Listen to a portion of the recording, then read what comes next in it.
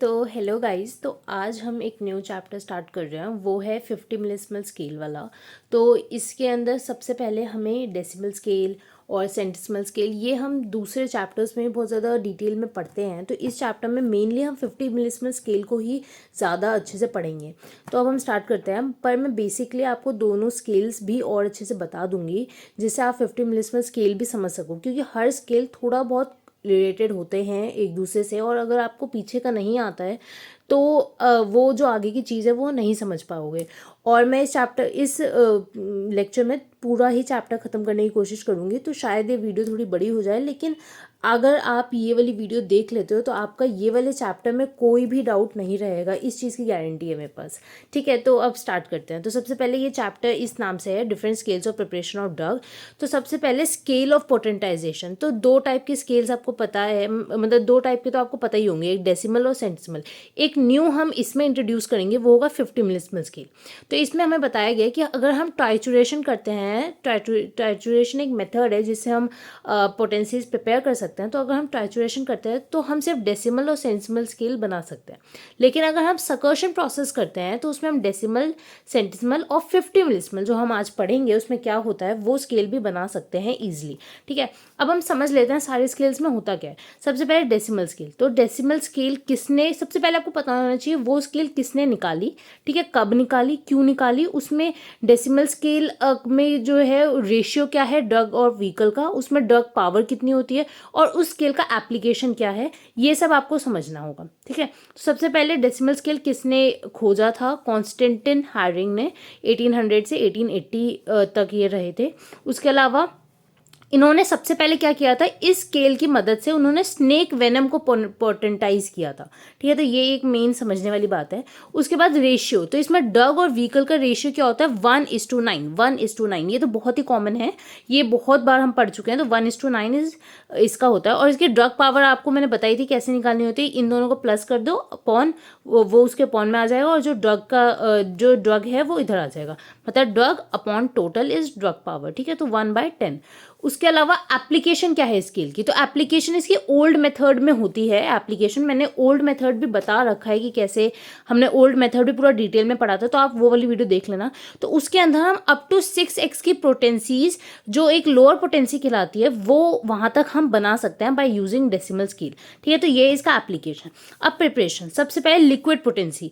अगर हमें decimal scale use करके लिक्विड पोटेंसी बनानी है सकर्शन में, तो सकर्शन हम कैसे करेंगे, जैसे मैंने बताया ना, सकर्शन से आप डेसिमल बना सकते हो और ट्राइचुरेशन में भी डेसिमल बना सकते हो, मतलब डेसिमल दोनों में बन सकता है। तो सकर्शन अगर करेंगे तो लिक्विड पोटेंसी बनेगी।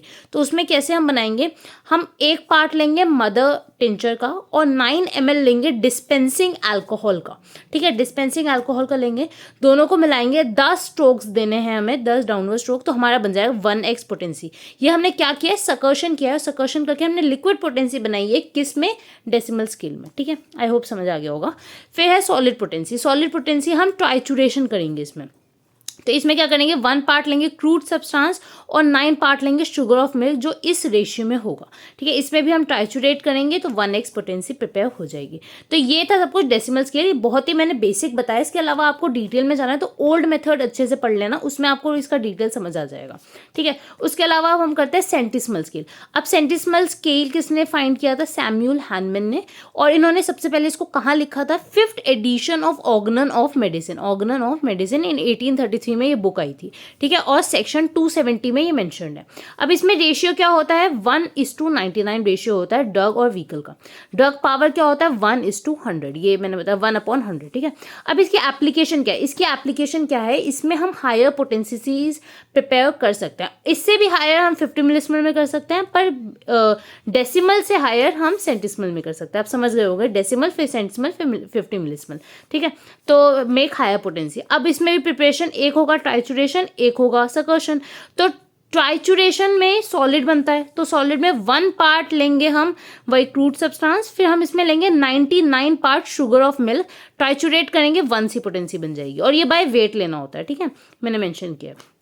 उसके अलावा अगर आपको सकर्षण से बनाना है तो हम लेंगे 1 ml मदर टिंचर, ठीक है, मदर टिंचर का साइन होता है। उसके अलावा 99 ml dispensing alcohol, 10 downward strokes देंगे, 1C पोटेंसी प्रिपेयर हो जाएगी। तो ये जितना भी मैंने बताया ये बिल्कुल बेसिक बताया डेसिमल और सेंटिसिमल स्केल का। अब हम मेन आ जाते हैं, वो है 50 मिलिसिमल स्केल पे, ठीक है। तो अब 50 मिलिसिमल स्केल जो है क्यों आया, किसने बनाया, ये सब हमें पहले पढ़ना है, थोड़ी हिस्ट्री देखनी है। हिस्ट्री आती नहीं है पर मैं आपको बता दूंगी हिस्ट्री, जिससे आपको थोड़ा सा आइडिया हो जाए और ज़्यादा इसमें बहुत ज़्यादा आपको इंटरेस्ट आए कि कैसे ये इंट्रोड्यूस हुआ, ये सब अगर आपको जानने में इंटरेस्ट है तो आपको मज़ा आएगा, ठीक है। तो 50 मिलिसिमल स्केल जो है ना, ये सबसे फाइनेस्ट और लेटेस्ट स्केल ऑफ पोटेंसी है, क्योंकि अभी इसके आगे कोई पोटेंसी नहीं निकाली गई है, कोई स्केल नहीं फाइंड किया गया है, तो ये सबसे लेटेस्ट है। Introduced in 6th edition of organon of medicine, तो ये 6th edition of organon of medicine में इंट्रोड्यूस की गई थी। और 6th edition of organon of medicine कब पब्लिश हुई थी? 1921 में, ठीक है। ये उनके हेनमैन जी के मरने के बाद हुई थी, ठीक है। उसके बाद रेशियो इसमें क्या होता है? 1:50,000 इसका रेशियो होता है। अब this name 50 millesimal is given by Pierre Schmidt. इस पोटेंसी को निकाला, इंट्रोड्यूस तो हेनमैन ने किया था, पर ये नाम 50 मिलिसिमल किसने दिया था? पियर स्मिथ ने, ठीक है। आप इसको कैसे भी प्रोनाउंस कर सकते हो। अब Hahnemann referred this method as renewed dynamization in section 161। तो इन्होंने इसका नाम 50 मिलिसिमल नहीं दिया था, इन्होंने इसका नाम रिन्यूड डायनामाइजेशन दिया था हेनमैन जी ने। और किस सेक्शन में दिया था? 161 में। और उन्होंने सेक्शन 132 में इस मेथड को एक और नाम दिया था, उस नाम था, उसको कहा था या रेफर किया था ही new altered but perfect method. उन्होंने इसी मेथड को एक और नाम दिया था, क्या दिया था? New altered but perfect method. मतलब न्यू है, ऑल्टरेशन कुछ की गई है हमने सेंटिसिमल स्केल में, तब ये बनाया है, और ये बिल्कुल परफेक्ट मेथड है उनके हिसाब से। तो अभी तक निकला भी नहीं है कोई और स्केल, तो अभी तक ले ये बिल्कुल परफेक्ट मेथड है। अब इसकी हिस्ट्री आप बस जान लो, पर इतना इसको डिटेल में करने की ज़रूरत नहीं है, ठीक है। तो इन 1838 में आपको पता होगा 5th part of chronic disease में जो है सबसे पहले डायनामाइजेशन मेथड के बारे में लिखा गया था, ठीक है। उसके बाद 1842 में हेनमैन ने 6th edition of organon of medicine लिख दी थी। आपको पता होगा ये सबसे पहले इंट्रोड्यूस किसने की? हेनमैन ने। किस में इंट्रोड्यूस की? 6th edition of organon of medicine में। तो अब बेसिकली हमें यही पढ़ना है, ये 6th edition of organon of medicine कैसे आई, मतलब लाइट में, ठीक है। तो हमें यही चीज़ समझनी है। तो सबसे पहले 1838 में उन्होंने ये निकाली 5th part of chronic disease. फिर हेनमैन ने 6th edition of organon of medicine 1842 में लिख दी थी, लेकिन 1843 में हेनमैन जी मर गए, वो डाइड। तो बहुत ज़्यादा अटेम्प्ट्स हुए ये ऑर्गनन ऑफ मेडिसिन को पब्लिश करने के लिए, जैसे बॉनिंग हसन 1856 में उन्होंने एक अटेम्प्ट किया कि हम इसको पब्लिश कर देते हैं उनके मरने के बाद। उसके बाद उनके जो ग्रैंडसन थे उन्होंने पब्लिश किया, फिर पब्लिश करने की कोशिश की पर हुआ नहीं, ठीक है। फिर कॉन्स्टेंटिन हायरिंग जो थे, जिन्होंने डेसिमल स्केल खोजा था, उन्होंने भी कोशिश की पर उनसे भी नहीं हुआ। फिर डनहैम ने किया पर डनहैम भी जी मर गए। उसके अलावा डेज थे, उन्होंने भी करी कोशिश पर ये अभी तक भी पब्लिश नहीं हो पाई। उसके बाद 1878 में उनकी एक वाइफ थी मेलेनिक, वो भी मर गई और वो भी पब्लिश नहीं कर पाई। फिर बेसिकली 1920 में सबसे पहली बार एक जर्मन मैन्यूस्क्रिप्ट निकाला गया, मतलब एक रॉ फॉर्म निकाली गई इसी पब्लिश ये ऑर्गनन ऑफ मेडिसिन की, पर वो भी बहुत ज़्यादा रॉ थी, इतनी समझ नहीं आई लोगों को, तो नहीं चल पाई। फिर बेसिकली 1921 में बोरिक ने $10,000 दिए और तब जाके ये 6th edition of organon of publish mention हुई। लेकिन तब भी किसी ने भी इसको इतना सीरियसली नहीं लिया, क्योंकि उस टाइम जो सेंटिसिमल स्केल थे वो बहुत ज़्यादा प्रेवलेंट हो गई थी और सब लोग सेंटिसिमल स्केल को ही बहुत ज़्यादा वैल्यू देके उसी से अपना सब कुछ चलाते थे। तो इसलिए इस 1921 में भी जब ये पब्लिश भी हो गई तब भी इसको कोई रिकमेंडेशन कुछ नहीं मिला इस स्केल को। उसके बाद 1956 में पहली बार चार्ल्स पोहार्ड ने इसके बारे में सबसे पहले इसको इम्पोर्टेंस दी, और फिर 1954 में भी पियर्स में, जिन्होंने इसको नाम दिया था 50 मिलिसिमल स्केल, उन्होंने नाम दिया। और क्या उन्होंने एक आर्टिकल लिखा जिसमें उन्होंने लिखा the hidden treasures of last organon. तो उन्होंने इस बुक में इसमें इंट्रोड्यूस किया 50 मिलिसिमल स्केल को, और थोड़ी सी इंपॉर्टेंस मिलने लग गई इसके बाद, ठीक है। तो ये था मेन थोड़ा बहुत हिस्ट्री। अब आपको जानना है कि जो ये है 50 मिलिसिमल स्केल वो इंडिया में कैसे आया, ठीक है। तो इंडिया में 1957 में SM भट्टाचार्य जी थे, उन्होंने सबसे पहली बार 50 स्केल ऑफ पोटेंसी के बारे में कुछ लिखा, और जिसका था हेनमैन्स 50 स्केल ऑफ पोटेंसी, इस पे एक आर्टिकल लिखा। और उसमें उन्होंने बेसिकली क्या किया, कंपैरिजन किया सेंटिसिमल स्केल और मिलिसिमल स्केल के बीच में, ठीक है। उसके बाद 1960 में आरपी पटेल थे, उन्होंने भी एक बुक लिखी माई एक्सपीरियंसेस विद 50 मिलिसिमल स्केल। फिर 1971 में, आपको याद होगा 1971 में सबसे first volume of HPI publish हुई थी, तो उस फर्स्ट वॉल्यूम में भी 50 मिलिसिमल स्केल के बारे में लिखा गया था। तो ये था इंट्रोडक्शन उसका इंडिया में। तो इंडिया में भी 50 मिलिसिमल स्केल 1971 तक आ गया था, आप ऐसा कह सकते हो, ठीक है। अब बात आती है कि अगर हमारे पास सेंटिसिमल स्केल है, डेसिमल स्केल है, सारे स्केल्स थे, सब कुछ इतना वेल फर्निश्ड सब कुछ था, तो इस स्केल के आने की क्या ज़रूरत थी? तो क्या ज़रूरत थी? सबसे पहले हेनमैन मानते थे कि जो हमारा जो क्योर होना चाहिए वो रैपिड होना चाहिए, जेंटल होना चाहिए और परमानेंट होना चाहिए, मतलब रैपिड, जेंटल और परमानेंट। लेकिन उन्हें लगा कि जो सेंटिसिमल स्केल है वो बहुत ज़्यादा टाइम लेता है एक पेशेंट को ठीक करने के लिए, तो रैपिड तो बिल्कुल नहीं हुआ सेंटिसिमल स्केल या जो भी स्केल्स आगे थी हमारे पास, तो इसलिए ये इसका फर्स्ट पॉइंट है। उसके बाद ये भी देखा गया कि जो बहुत ज़्यादा अगर हम सेलेक्ट करके भी मेडिसिन लेते हैं ना, उसके बाद भी ये चीज़ देखी गई कि जो मेडिसिन है वो एग्रीवेशन शो कर रही है, मतलब कोई ना कोई एग्रीवेशन शो कर रही है मेडिसिन यूज़ करने के बाद भी। तो ये भी इसका एक पॉइंट था कि 50 मिलिसिमल स्केल क्यों आया। उसके बाद देखा गया कि अगर हम किसी को सेंटिसिमल स्केल देते हैं तो हम उसको फ्रीक्वेंटली रिपीटिशन नहीं करवा सकते, और मतलब बार बार उसको रिपीटेशन और डोजेज नहीं दे सकते, तो ये भी चीज़ देखी गई, तो इसलिए भी हम 50 मिलिसिमल स्केल लेके आए। उसके बाद हमने ये भी देखा गया कि उस ड्रग को देने के बाद हमें बहुत ज़्यादा वेट करना पड़ता है उसके एक्शन को आने के लिए, और हम सिर्फ सिंगल डोज ही दे पाते हैं। तो one has to wait for a long for action of drug in single dose.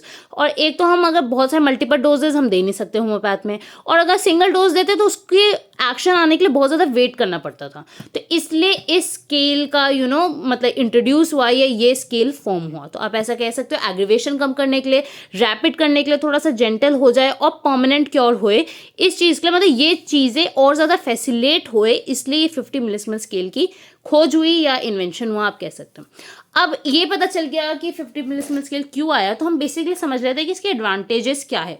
सबसे पहले जो एक्शन होता है बहुत रैपिड होता है, एग्रीवेशन सबसे कम होता है, डेसिमल सेंटिसिमल में 50 मिलिसिमल लो तो 50 मिलिसिमल में सबसे कम एग्रीवेशन होता है, ठीक है। फिर मेडिसिन जो है वो रिपीट कर सकते हो आप बार बार, ठीक है। उसके बाद क्रॉनिक डिजीज जो है ना बहुत शॉर्ट टाइम में क्योर हो जाती है, इसलिए। और एक और है कि with in 4 to 5 days after administration medicine the physician can ascertain the action of medicine. मतलब जब हम ड्रग प्रूविंग करते हैं तो हम 4 से 5 दिन में ही 50 मिलिसिमल पोटेंसी की देख सकते हैं कि क्या एक्शन आ रहा है। तो इस चीज़ में भी ये बहुत ज़्यादा हेल्प हुआ, एडवांटेज ये है 50 मिलिसिमल स्केल का। अब नेक्स्ट देखते हैं प्रिपरेशन ऑफ LM स्केल। तो LM स्केल हम कैसे प्रिपेयर करते हैं, हाँ तो इसको LM स्केल भी कहते हैं, मुझे ये बताना। तो एक और चीज़ कि हम इसको डेजिग्नेट कैसे करते हैं, मतलब लिखते कैसे हैं। जैसे आपको पता होगा अगर सेंटिसिमल में कोई चीज़ है, मैं इसको इस वाले पेन से लिखती हूँ, अगर सेंटिसिमल स्केल में कोई चीज़ है तो हम उसको 1C 2C 3C ऐसे करके लिखते हैं, पर और जैसे डेसिमल में है तो हम उसको 1x 2x 3x ऐसे करके लिखते हैं। और 50 मिलिसिमल या मिलिसिमल स्केल होता है तो उसमें हम 2 वेज में लिख सकते हैं, या तो मिलिसिमल स्केल को हम 2 वेज में, या तो ऐसे लिख सकते हैं, ये होगा फर्स्ट पावर, फिर या तो हम ऐसे लिख सकते हैं, मतलब समझ रहे हो ना, 0//2 ऐसे करके। और एक और होता है उसमें हम क्या करते हैं, उसकी जगह हम LM यूज़ करते हैं, LM/1 LM/2 ऐसे करके भी हम यूज़ कर सकते हैं। तो ये सब इसका डेजिग्नेशन है कैसे आपको इसको यूज़ करना है। उसके बाद हम देखते हैं प्रिपरेशन ऑफ LM स्केल, ठीक है। तो इसको प्रिपेयर कैसे कर सकते हैं, सबसे पहले इंग्रेडिएंट्स देख लो। इंग्रेडिएंट्स बहुत ईजी है, सबसे पहले आपको ड्रग सब्सटेंस तो लेना ही पड़ेगा। व्हीकल आप कोई भी ले सकते हो, शुगर ऑफ मिल्क, वाटर या स्ट्रॉन्ग अल्कोहल, ठीक है। अब शुगर ग्लोब्यूल्स भी इसमें लेने होते हैं जिसको हम मेडिकेट करते हैं, ठीक है। तो मतलब हमने कोई ड्रग बनाया, 50 मिलिसिमल स्केल में बनाया कोई चीज़, उसके बाद उसको हम क्या करते हैं किसी शुगर ग्लोब्यूल में डाल देते हैं जिससे वो मेडिकेट हो जाए, फिर हम वो शुगर ऑफ ग्लोब्यूल पेशेंट्स को देते हैं, ठीक है। तो ये है इसका प्रिपरेशन। अब सबसे पहले मदर टिंचर फॉर्म करते हैं। सबसे पहले ये एक चीज़ याद रखो, फर्स्ट स्टेप है इसमें हमें 3C पोटेंसी तक सबसे पहले बना लेना है। सबसे पहले हम 3C पोटेंसी तक मतलब सेंटिसिमल स्केल यूज़ करके हम क्या करेंगे, सेंटिसिमल, एक मिनट मैं इसको समझा दूँ आपको। जैसे मैं यहाँ बताती हूँ आपको कि अगर हम सेंटिसिमल स्केल लेते हैं तो उसमें हम सबसे पहले 1C 2C और 3C। पहले यहाँ तक ना आप प्रिपेयर कर लो। जब हमारे पास 3C प्रिपेयर हो जाए ना, फिर हम 3C यूज़ करके हम फर्स्ट पोटेंसी बनाते हैं वो कहते हैं मिलिस्मल स्केल की। तो आपको ये पहला फर्स्ट स्टेप हमारा यही है कि हमें 3C तक पहले पोटेंसी प्रिपेयर करनी है। ठीक है, तो मैंने यही यहाँ पे लिखा है कि 3C पोटेंसी फ्रॉम फर्स्ट। ठीक है, तो अब अगर हमने ये देख लिया तो आपको पता होगा कि 1C की पोटेंसी कितनी होती है। 1C की होती है मतलब 1/100, है ना, ड्रग पावर मैंने पीछे बताई थी। अब उसको 2C में कन्वर्ट किया तो इसकी पावर क्या होगी, 1/100 की पावर 2, या इसको हम ऐसे भी लिख सकते हैं, है ना। और अगर हम 3C की बात करें तो 3C की मतलब ये हुआ, है ना, 3C का मतलब ये हुआ, तो इसकी पावर ये, तो मतलब टोटल की 3C की पावर कितनी हुई, 3C की पावर हुई 1/10 की पावर 1 2 3 4 5 6। ठीक है, तो ये है 3C की पावर, इतना आप समझ गए होंगे। ठीक है, तो यही मैंने लिखा है कि 3C पोटेंसी पहले प्रिपेयर कर लो, उसकी स्ट्रेंथ कितनी है 1/10, 1 की पावर 1/10 की पावर 6। ठीक है, तो ये इसकी पावर है। उसके बाद जब आपने फर्स्ट स्टेप कर लिया, उसके बाद क्या करना है, आपको 3C को लिक्विड फॉर्म में कन्वर्ट कर देना। ठीक है, तो 3C को लिक्विड फॉर्म में कन्वर्ट करने के लिए क्या करोगे, 1 ग्रेन लोगे 3C पाउडर का, ये चीज़ का आप 1 ग्रेन लोगे। ठीक है, उसके बाद उसके अंदर आप डालोगे 500 ड्रॉप्स का एक मिक्सचर। अब वो मिक्सचर किस किस चीज़ का है, अल्कोहल 100 ड्रॉप्स उसमें अल्कोहल, 400 ड्रॉप्स प्योरिफाइड वाटर।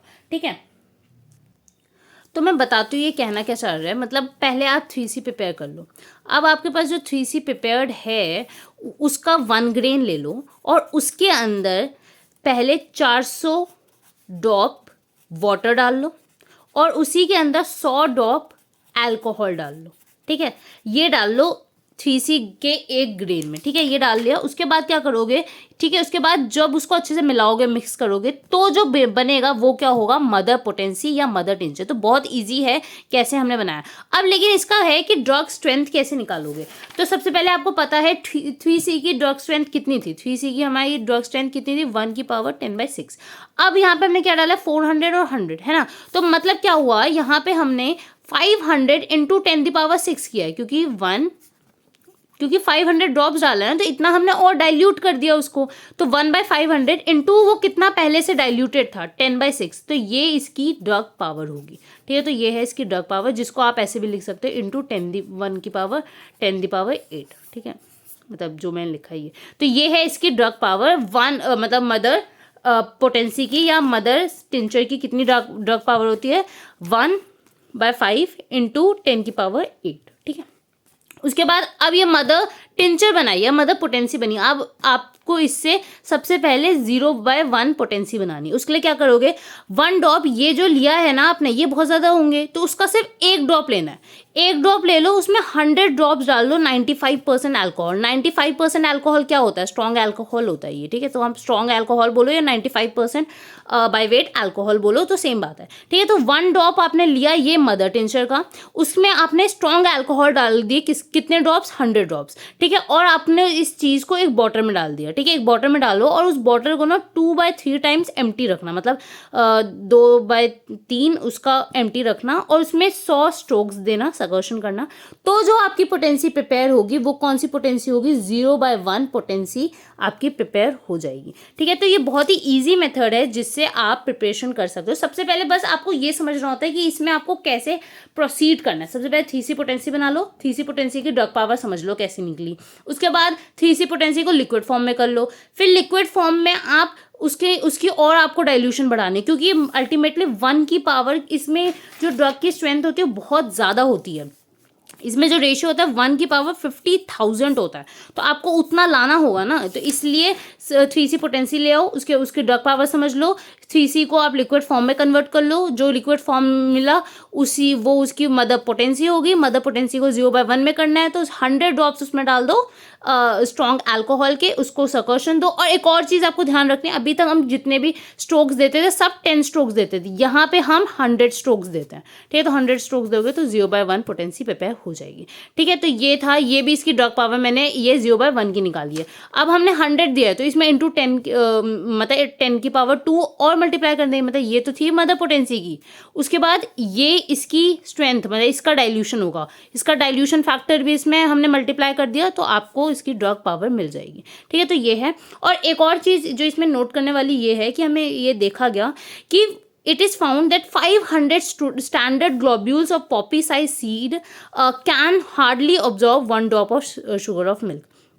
मतलब कि अगर हम ग्लोब्यूल्स आपको पता होगा, ग्लोब्यूल्स एक व्हीकल है, तो अगर हम ग्लोब्यूल्स में इसको मेडिकेट करके, ग्लोब्यूल्स को मेडिकेट करके पेशेंट्स को दिया जाता है, तो अगर हम 500 ग्लोब्यूल्स ले जो कि पॉपी साइज है, पॉपी साइज आपको पता होगा बहुत छोटा साइज होता है, ठीक है, तो उतना साइज ले 500 ग्लोब्यूल्स का, तब सिर्फ हमें 1 ड्रॉप सोल्यूशन लगेगा। तो आप समझ सकते हो, आप अगर इसकी एक बोतल बना लोगे तो फिर कितने ही सालों तक वो चल सकता है। तो ये चीज़ था, ये पूरा जितना भी मैंने बताया था प्रिपरेशन था, ठीक है। तो ये चीज़ थी प्रिपरेशन। उसके बाद आता है इसका मेन चीज़ जो है कि अब ये मेडिसिन तो बन गई, अब इसको हमें एडमिनिस्टर कैसे करना है, मतलब उसका कैसे किसी इंसान को देना है, कितना देना है, और पोटेंसी की लिमिटेशंस क्या है, रिपीट कैसे करना है, एग्रीवेशन अगर इससे हो जाए तो कैसे, कौन कौन सी एग्रीवेशन हो जाती है, या क्या रूट है इसका, प्रॉपर टाइम, ये सब हमें मेनली पढ़ना है, जो बहुत ही ईजी है, बहुत ज़्यादा थ्योरेटिकल है।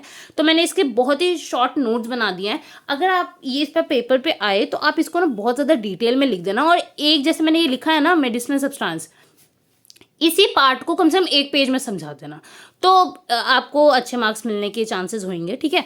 उसके बाद एडमिनिस्ट्रेशन ऑफ मेडिसिन से करते हैं। सबसे पहले मेडिसिनल सब्सटेंस अगर हमें किसी को देना है तो आप कैसे दोगे, आपके पास वो 50 मिलीस्मॉल स्केल की पोटेंसी बन के रेडी है एक बॉटल में, तो आप वो बोतल तो दे नहीं दोगे, क्योंकि आपको पता है 1 ड्रॉप से 500 ग्लोब्यूल्स भी मेडिकेट हो सकते हैं, तो उतनी सी बॉटल में बहुत ज़्यादा पावर है ना। तो अगर हमें उसको किसी को भी लिक्विड फॉर्म में मेडिकेट करना है ना, किसी को देना है, तो क्या करोगे, एक छोटी सी बॉटल लोगे जिसका या तो 120 या 60 या 30 ml का वो बॉटल का वॉल्यूम होगा, उसको 3/4 जो है प्यूरिफाइड वाटर से भर देना। ये वाटर है, ठीक है, तो 3/4 उसको प्यूरिफाइड वाटर से भर देना। उसके अंदर फिर आपने सपोज 1 ड्रॉप डाल के आपने 1 ड्रॉप डाल के आपने यहाँ पे 500 ग्लोब्यूल्स है, ठीक है, 500 ग्लोब्यूल्स है, ठीक है, सपोज ये 500 ग्लोब्यूल्स है, ठीक है, 500 ग्लोब्यूल्स में आपने सिर्फ 1 ड्रॉप डाला, जो आपने प्रिपेयर किया था, सपोज 0/1 का आपने 1 ड्रॉप डाला, ठीक है। अब इसमें से आप 1 ग्लोब्यूल लोगे और उस 1 ग्लोब्यूल को इसके अंदर डालोगे, ठीक है। अब इसके अंदर डाल दोगे तो वो मेडिकेटेड ग्लोब्यूल इसके अंदर डाल दिया, 3/4 वाटर से भरा हुआ है, ये 3/4 वाटर से भरा हुआ है, ठीक है। उसके बाद ऊपर से हम इसमें रेक्टिफाइड स्पिरिट डाल देंगे, कितना 5 to 10 ड्रॉप्स, इसमें 5, 8 या 10 ड्रॉप्स रेक्टिफाइड स्पिरिट डाल देंगे। ये हम बेसिकली रेक्टिफाइड स्पिरिट क्यों डालते हैं, जिससे हम इसको प्रिजर्व कर सके, ठीक है।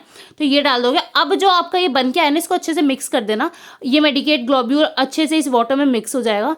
ये मिक्स होने के बाद जो आपको मिलेगा वो होगा मेडिसिनल सोल्यूशन, ठीक है। तो ये मेडिसिनल सोल्यूशन आपका रेडी हो जाएगा। उसके बाद आते हैं डोजेस। तो आपको पता होगा डोजेस हम होम्योपैथ में कैसे देते हैं। सबसे पहले सिंगल मेडिसिन देते हैं, मिनिमम डोजेज होते हैं, एक्सेप्शन टू मिनिमम डोजेज होता है। कभी कभार हम कुछ कंडीशंस में कुछ ज़्यादा डोजेज भी हमें देने पड़ते हैं, और कभी कभार हम लोगों की सेटिस्फैक्शन के लिए भी मिनिमम डोजेज से ज़्यादा दे देते हैं, तो ये भी कुछ एक्सेप्शंस होते हैं। उसके बाद फॉर्म, कौन से फॉर्म में हम देते हैं, ठीक है। Application of medicine in many doses और पोटेंसी प्रॉब्लम। अब फॉर्म क्या है, कौन से फॉर्म में, जैसे हम उसको सॉलिड फॉर्म में दे रहे हैं, लिक्विड फॉर्म में दे रहे हैं, किस फॉर्म में दे रहे हैं, वो भी इसमें मैटर करता है। उसके बाद application of medicine in many doses, ठीक है। उसके बाद पोटेंसी प्रॉब्लम। अब हमने 50 मिनट्स में पोटेंसी बना तो ली, पर इसकी भी कुछ लिमिटेशंस बोल लो या कुछ प्रॉब्लम आई इस पोटेंसी में भी। तो क्या क्या थी, सबसे पहले लिमिटेशन ऑफ पोटेंसी। हेनमैन ने कहा कि हमें सिर्फ 0/1 से 0/30 तक ही 50 मिलीस्मॉल स्केल की पोटेंसी यूज़ करनी है, लेकिन ऐसा पाया गया कि बहुत सारे डॉक्टर्स इससे अबव भी यूज़ करते थे। जैसे RP पटेल ने बहुत सारे ऐसे इनक्योरेबल डिजीज़ को क्योर किया बाय यूजिंग 0/60 और 0/50 पावर्स, ठीक है। और एक और देखा गया कि जो बिमन मंडल जी थे, उन्होंने क्या किया, 0/43 यूज़ किया ग्रेफाइट देके, और उन्होंने varicose ulcer both lower limb का ठीक किया था। तो इसलिए देखा गया कि उन्होंने तो बोला कि यहीं तक ठीक होगा, लेकिन और लोगों ने जब और पोटेंसीज भी आगे की यूज़ की तो उससे भी मेडिसिन, वो भी मेडिसिनल यूज़ में आई। तो ये चीज़ देखी गई। तो ये फर्स्ट इसका ये लिमिटेशन था। सेकेंड था from what potency to start, कि अगर कोई पेशेंट यूज आ रहा है तो आप उसको 0/1 पहले दो या 0/30 दो, मतलब ये कैसे समझे। तो सबसे पहले आपको समझना है कि उसकी ना हमें पेशेंट की सस्पेक्टेबिलिटी देखनी पड़ेगी, पेशेंट की कि कैसी है, वो सेंसिटिव है इंसान है, कम सेंसिटिव है, तो उसके अकॉर्डिंग दी जाती है। उसके अलावा ये भी देखा गया कि जो लोएस्ट डिग्रीज होती है वो 0/1 और 0/6 है, ठीक है। इसके अलावा कैसे हम सस्पेक्टेबिलिटी देखते हैं पेशेंट की, ये सब पोसोलॉजी का पार्ट है, इस पर भी मैं वीडियो बहुत जल्दी लेके आऊँगी, तो उसमें मैं ये डिटेल में बता दूंगी, ठीक है। उसके अलावा how long first prescription should continue, तो कितना लंबा होना चाहिए फर्स्ट प्रिस्क्रिप्शन, तो टिल पेशेंट एक्सपीरियंस इंप्रूवमेंट, जब तक पेशेंट इंप्रूवमेंट नहीं देखता जब तक वो प्रिस्क्रिप्शन कंटिन्यू होना चाहिए। उसके बाद है proper time for second prescription, मतलब आपको कब पता चले कि आपको सेकंड प्रिस्क्रिप्शन दे देना चाहिए, जब न्यू सिम्टम्स आने लगे, ठीक है, तो आपको सेकंड प्रिस्क्रिप्शन लिख के दे देना चाहिए। फिर पोटेंसी ऑफ सेकंड प्रिस्क्रिप्शन क्या होनी चाहिए। अब पोटेंसी सेकंड प्रिस्क्रिप्शन की क्या होनी चाहिए, तो उसमें भी हमें लो से नीचे से ऊपर तक जाना है पोटेंसीज में। तो ये कुछ पोसोलॉजी का ही पार्ट है कि हम कैसे डोजेस देते हैं और कैसे ये सब करते हैं। तो ये बहुत सिंपल था और बहुत ही कॉम्प्लिकेटेड चीज़ों में लिखा हुआ है बुक में, पर मैंने बहुत ही ईजिली आपको समझा दिया और आई होप आपको ये चीज़ समझ आ गई होगी। नेक्स्ट है रिपीटेशन ऑफ डोज, कि हम कैसे रिपीट करें। अब रिपीटेशन ऑफ डोज को फार्माकोप्लेक्सी भी कहते हैं, PAPOLLAXY, ठीक है, फार्माकोप्लेक्सी भी कहते हैं। अब रिपीट कैसे करना है डोजेस को, ये 3 पार्ट में होगा। सबसे पहले क्रॉनिक डिजीज है, एक्यूट डिजीज है, कोई अर्जेंट केस है। अगर कोई क्रॉनिक डिजीज है, ठीक है, तो क्रॉनिक डिजीज है तो उसमें हम क्या करेंगे, या तो हम once a day, chronic disease जैसे जो बहुत सालों से है आपको बीमारी, तो वो क्रॉनिक डिजीज हुई, ठीक है, तो वंस अ डे देंगे या वंस एवरी ऑल्टरनेटिव डे। और ये जो मेडिसिन होती है बहुत मंथ्स तक रिपीट की जाती है, तो इसमें हम 50 मिलिस्मल स्केल में ऐसे देखे जाते हैं। अगर एक्यूट डिजीज है, सपोज डायरिया है, डायसेंट्री है, जो एक्यूट डिजीज होते हैं वो बहुत शॉर्ट टाइम के लिए होते हैं और अगर उनको ठीक ना किया गया तो वो फेटल हो सकता है। तो एक्यूट मतलब फेटल तो सारी डिजीजेज होती है, तो ऐसे आप समझ सकते हो कि एक्यूट बहुत कम दिन के लिए होते हैं, ठीक है, जैसे डायरिया, डायसेंट्री, ये सब 3-4 दिन के लिए ही होता है ना। तो इसमें क्या होता है, इसमें जब हम मेडिसिन देते हैं तो 2, 3, 4 या 6 घंटे में रिपीट की जाती है, ठीक है, तो डायरिया और डायसेंट्री के केसेस में। अब कोई अर्जेंट केस है, तो अर्जेंट केस में हम क्या करते हैं, हर घंटे या बहुत ज़्यादा ऑफन दी जाती है मेडिसिन, जैसे चिकन पॉक्स, टेटनस, क्लोरिया एक्सेट्रा, ठीक है। तो ये रिपीटेशन ऑफ डोजेस थी, बहुत इजी था, ठीक है। उसके बाद है एग्रीवेशन आफ्टर मेडिसिन। अगर आपने सपोज देखा कि आपने कोई मेडिसिन दी और उससे एग्रीवेट हो गया इंसान, तो एग्रीवेट भी 3 टाइप के होते हैं। एक होता है डिजीज एग्रीवेशन, मेडिसिनल एग्रीवेशन और होम्योपैथिक एग्रीवेशन। डिजीज एग्रीवेशन में क्या होता है, डिजीज एग्रीवेशन में वो एग्रीवेशन मतलब ऐसी एग्रीवेशन होती है जो सपोज कोई डिजीज है उसको इंसान को, ठीक है, और उस सपोज आपको पता है कि इस डिजीज में ये सिम्टम्स आ सकते हैं, पर उस इंसान को स्टार्टिंग की सिर्फ 2 ही सिम्टम्स आए, तो कुछ देर बाद आपने देखा, कुछ दिनों बाद उसका 3rd सिम्टम भी आ गया, तो मतलब वो डिजीज से रिलेटेड ही एग्रीवेशन है, ठीक है। तो ये होता है disease aggravation. If new group of symptoms appear during course of medicine then other medicine, ठीक है, तो सेम ही डिजीज की अलग सिम्टम्स आने लगे तो उसको कहते हैं एग्रीवेशन। अब एग्रीवेशन और सिम्टम्स में क्या डिफरेंस होता है, ये भी एक बात होती है, ये भी थोड़ा सा कंफ्यूजिंग होता है। एग्रीवेशन क्या होता है ना, वो क्विक होता है और बहुत ज़्यादा वायलेंट हो सकता है, पर जो सिम्टम्स होता है वो धीरे धीरे डेवलप होता है और ये चीज़ होती है, ठीक है। उसके बाद डिजीज एग्रीवेशन में बता दें, मतलब वो सेम ही डिजीज का 2nd सिम्टम है या नेक्स्ट सिम्टम है, तो वो हुआ डिजीज एग्रीवेशन, उसमें आपको ज़्यादा डरने की ज़रूरत नहीं है। उसके बाद हुआ है मेडिसिनल एग्रीवेशन। मेडिसिनल एग्रीवेशन क्या होता है, उसमें होता है कि हमने कोई मेडिसिन दी और डिजीज उसको कुछ और चल रही है, पर उस मेडिसिन की वजह से उसको कोई और डिजीज डेवलप हो गई। जैसे if new symptoms of medicine appear which are not present earlier, मतलब वो पहले प्रेजेंट नहीं थी, ना ही वो प्रेजेंट होनी चाहिए, लेकिन वो प्रेजेंट हो गई ड्यू टू गलत मेडिसिन या आपने कुछ गलत दे दिया इसलिए, तो मेडिसिन शुड बी स्टॉप्ड। उस टाइम पे आपको क्या करना है, ऑब्वियसली मेडिसिन गलत दी है तो मेडिसिन स्टॉप करो। अब वो भी 2 टाइप के हो सकते हैं, या तो वायलेंट हो गया एग्रीवेशन या बहुत ज़्यादा वायलेंट हो गया।